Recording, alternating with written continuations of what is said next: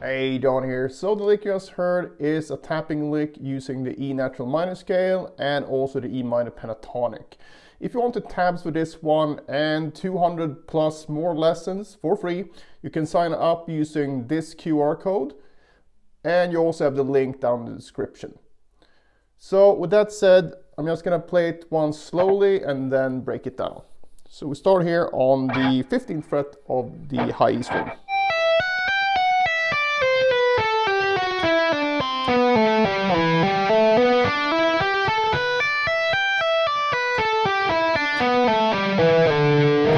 Alright, so we start here on the 15th fret and we're going to use this scale shape.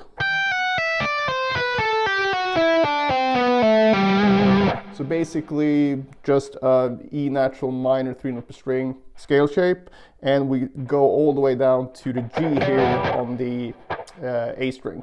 And we start with a 6-note pattern.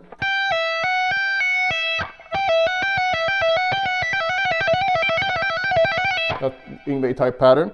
And then we just go down the scale. And then we slide to the 7th fret. So all together.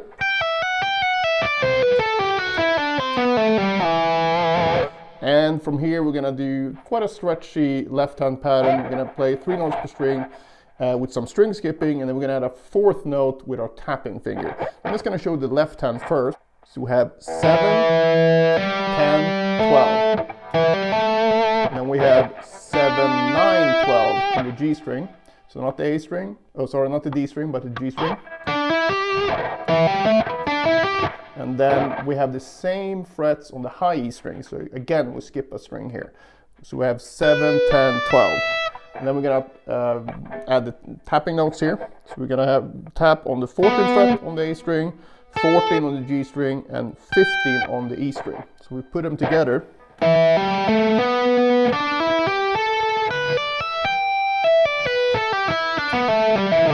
And I slide down to the D here to end it.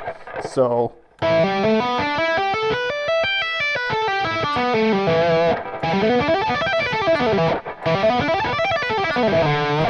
and when I played this initially in the intro, I rushed this bit a little bit, but I like the sound of it, so I just kept it in.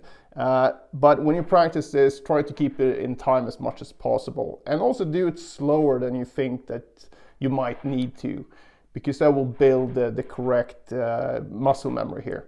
And as you can see here, I don't have any muting stuff here, so all the muting is coming from the left hand, mainly the index finger, muting the higher strings in pitch, and then I mute the lower strings with the palm here when I do the tapping. So here I'm actually muting with this part of the hand.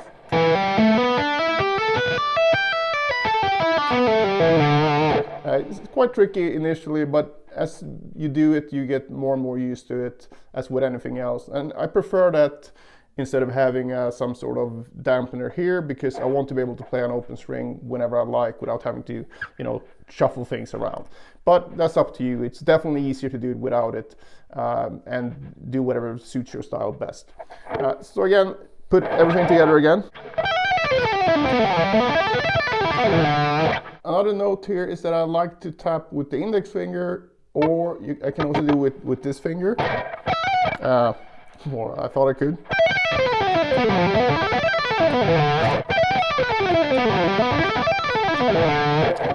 The thing though, I like the sound better with the index finger. I know it sounds weird, but for me it gives it a slightly different tone. Even though this finger is definitely more practical because I don't need to do anything with my pick. So try both and see what works best for you. I've seen Michael Romeo, for example, he uses the index finger a lot. Same thing with Tony McAlpine, and then Paul Gilbert as well. But then on the other hand, I've seen Greg Howe, who is amazing at tapping, and he tends to use this finger a lot.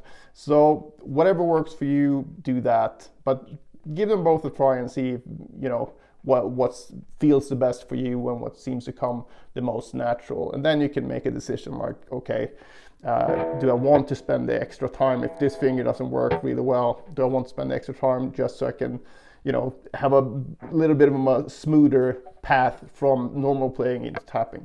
I think it's worth doing that personally, but also, as you saw here in the intro and when I've been playing it now, I kind of prefer the tone with the index finger. One thing that's really helpful to focus on these descending runs is that the first finger after the tap note is gonna come down at the same time. So when I do this, I try to get these two notes down at the same time. I don't want to do this. Right? So I want to set this up so I'm over there with the finger. So by doing that, it makes it easier for the brain as well, because if you look at it like this, if I go 1, 2, 3, 1, 2, 3, if I need to do this, 1, 2, 3, 4, I get an extra motion in there that's not needed, and it doesn't sync up with the sounds. But if you already put this down at the same time, 1, 2, 3, 1, 2, 3, 1, 2, 3, instead of getting this 1, putting it down, which would be the second motion, and then 3 doing the pull off, and then 4, but we'll only get 3 notes. So, and this is something that I do for the however many notes I have in the left hand. So going back here, try to get the pinky down at the same time as the tapping finger.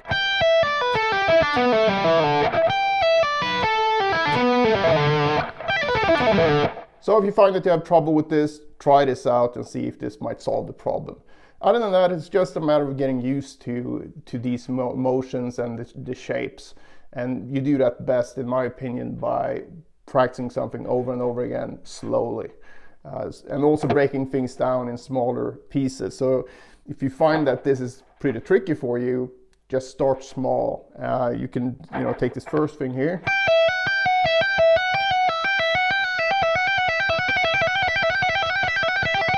And also do this.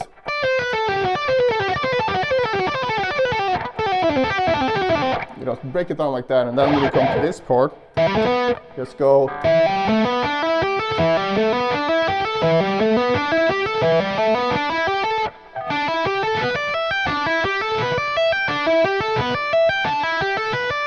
And then maybe you can add the.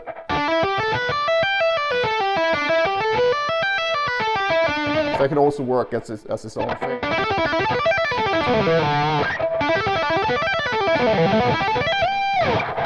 So basically, take it easy, don't rush things, focus on the timing, focus on what it sounds like, meaning that it should sound good, all the notes should sound good as you repeat them over and over again, and then try doing it a little bit faster. If you focus on that stuff, I'm sure you're gonna see big improvements from day to day as you put time into this. If you have any questions, just post them below. Otherwise, have a good one and see you in the next one.